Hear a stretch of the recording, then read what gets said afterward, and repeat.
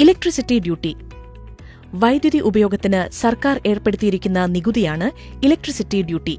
നിലവിൽ എനർജി ചാർജിന്റെ 10% ഡ്യൂട്ടിയായി ഈടാക്കുന്നത്.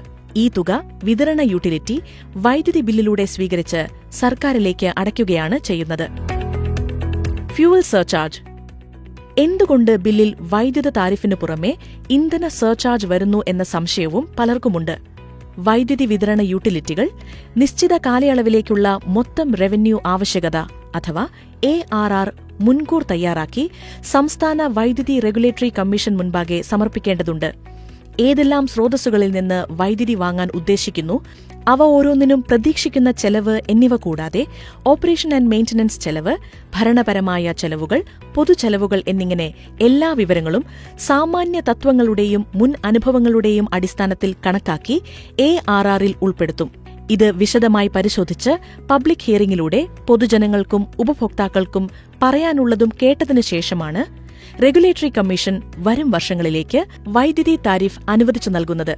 ഇങ്ങനെയൊക്കെയാണെങ്കിലും യഥാർത്ഥ സാഹചര്യത്തിൽ മുൻകൂട്ടി കണക്കാക്കിയ ചെലവുകളിൽ നിന്നും ഏറ്റക്കുറച്ചിലുകൾ സ്വാഭാവികമാണ്. മഴയുടെ അളവ് പ്രതീക്ഷിച്ചതിലും കുറയുക, വിപണിയിൽ കൽക്കരിയുടെ വില ക്രമാതീതമായി ഉയരുക എന്നിങ്ങനെ നിരവധി കാരണങ്ങളാൽ ചെലവ് കൂടാം. ഇത്തരത്തിൽ വൈദ്യുതി വാങ്ങൽ ചെലവിലും ഇന്ധന ചെലവിലും വ്യതിയാനമുണ്ടെങ്കിൽ ഇന്ധന സർചാർജ് അപേക്ഷകളിലൂടെ ത്രൈമാസ ക്ലെയിമുകൾ സമർപ്പിക്കണം എന്നാണ് നിയമം അനുശാസിക്കുന്നത്. റെഗുലേറ്ററി കമ്മീഷൻ മുൻകൂട്ടി വിജ്ഞാപനം ചെയ്തിട്ടുള്ള ഫോർമുല അനുസരിച്ചായിരിക്കും ഈ അപേക്ഷകളിൽ തീരുമാനമുണ്ടാവുക.